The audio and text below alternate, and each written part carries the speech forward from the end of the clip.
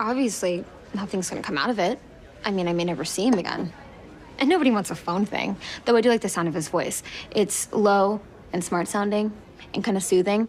And his eyes are like this green-gray color that's not really a color, you know? Like the green when he wears green, and then, oh my God, who am I right now?